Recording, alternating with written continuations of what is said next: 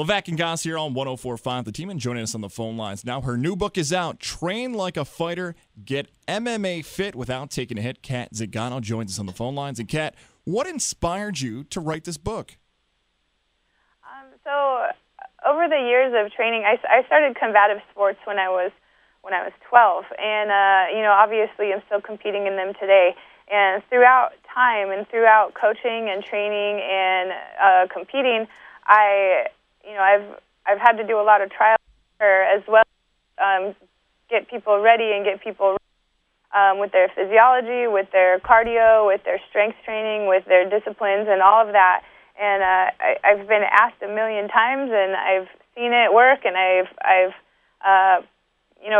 got the friends and the fellow athletes in the UFC that have been working on all of these same things, and I decided to put it together and compile it in an accessible book and a tool that I could give people so they could set the kind of goals that they want to set for them to compete or just be themselves as their best selves in meeting fitness goals. For you, you've been able to reach an elite level in your respective sport. Has training and the way you've trained been the difference that separates you from other female fighters? I absolutely believe so. Doing the things that not everybody is willing to do and running the experiments. I've run a lot of hacks on growing as an athlete and trying to do everything that I can to set myself apart where, it affords me being the first woman that wins by a technical knockout because of my cardio. I mean, it affords me getting different levels of fight of the night because of the intensity that I bring and the things that I'm willing to do to give myself that edge, and all of these are things that I wanted to share with people because I see as a community, I want to see everybody as healthy and whole as possible, and together that'll make us stronger in a way that I really look forward to in giving this to people. Joining us on the phone lines now, her new book is out, Train Like a Fighter, Get MMA Fit Without Taking a Hit. Kat Zingano joins us on the phone lines. And Kat, here's her last 5 opponents inside the octagon. Raquel Pennington, win. Miesha Tate, win. Amanda Nunes, win. Ronda Rousey, lost, and Juliana Pena, lost. But those are without question the best at the UFC female fight game. Is it weird, though, for you to see somebody like in the past, Miesha Tate, be a champion, and somebody like Amanda Nunes be a champion when you know you've defeated them before? Yeah, I mean, it's tricky, but it's right for what's going on in life.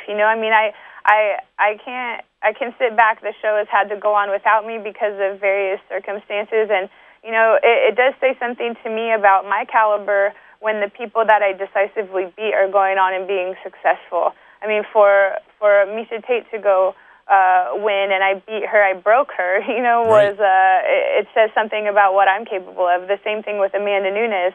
The same thing, I believe Raquel Pennington is who's going to fight Amanda Nunes next, and to know that I've beaten not only the last 2 champions, but the contending fighters as well is a very big deal to me. I also believe that this fight, should I win it, would be another number 1 contender spot. So regardless of all of that's happened and all that's gone on, I know that my efforts has kept me at the top of the line and the top of the rankings to still be up here doing what I'm capable of doing. So I'm very grateful for the work ethic and the opportunities and the fact that the girls that I've beaten so badly have gone on and still been able to show me what I'm made of through their actions, and that, to me, is really exciting. And the thing you just referenced there, the fight coming up at UFC 222, where you're going to step back into the octagon. You've had a little bit of a layoff, but I kind of feel the same way with you. You win this fight, you've got to be right back in contention. What have you been doing to prep for your opponent at UFC 222? I have been doing everything that I can possibly think of. There's no stone left unturned as far as what I've been doing to work on myself as a whole. I changed locations. I went from Colorado to San Diego.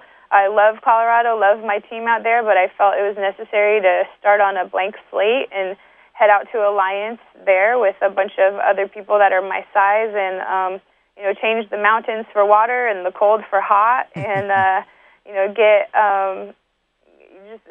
just fill in the blanks on the things that I've experimented with in the last couple fights, So it's been a constant work in progress. I've never stopped working on myself, and right now I'm as good as possible, and I'm ready to go in there and claim what's mine. My eye is set on the fire, and it's not deterred at all. I'm really very excited about this matchup and getting back in there on March 3rd. I know you're very excited about the fight on March 3rd, and maybe I'll get in trouble for asking this question, but I believe you're going to win this fight. So let me be the sports broadcaster, pick you to win the fight. Who do you want next? Do you want Raquel Pennington? Do you want Amanda Nunes? Do you want whoever the champion is? Or do you want to get a rematch with Juliana Pena or Ronda Rousey in the future? My rematches would be against those girls when I'm champion. When I can call the shots, those are the girls that I want to fix my matches against. As far as right now goes, I want to hit the best of the best where it's at. So it would be, because Amanda is champion right now, of course it would be me wanting to fight her. If Raquel wins, I would want to fight Raquel in that spot too, because I am part of the best, and I want the best of the best fights. Should I get everything I want done at 135 pounds, I would love to meet Chris Cyborg up at 145 pounds and challenge her for the belt as well. I was a 125-pound world champion for a few years and moved up to 135 to accomplish that, and would love to move up to 145 to accomplish that. So I have, the long-term goal of all of that going on, but as far as the short-term goals, I'm getting through this fight. That's right here, right now. I'm very focused on this. I'm very focused on everything I've needed to do to get ready for it, and the rest will come in time. That's one of my favorite answers a fighter's ever given me. You told us the opponents you can take on. You want the best. You're still focused on the upcoming fight in the first week of March. Loved that answer. That's why it's so easy to root for you. Kat Zingano, her book is out. Train Like a Fighter. Get MMA fit without taking a hit. I want to get you out on that fantastic book. I've had a chance here at 104.5 to read it already. For those who are still wondering whether or not they should go out and get it, give them those big reasons why they have to go out and get your new book. The emotional side of it, having a physical outlet, something to express yourself. The fitness side of it, you're going to be in the best shape of your life and prepared for anything.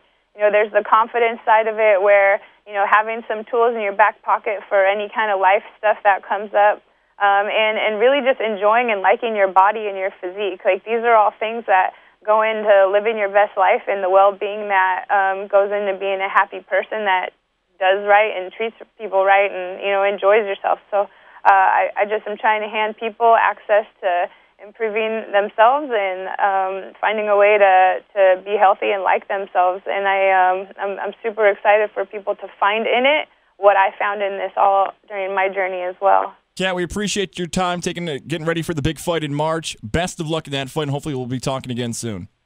Awesome. Well, thank you so much.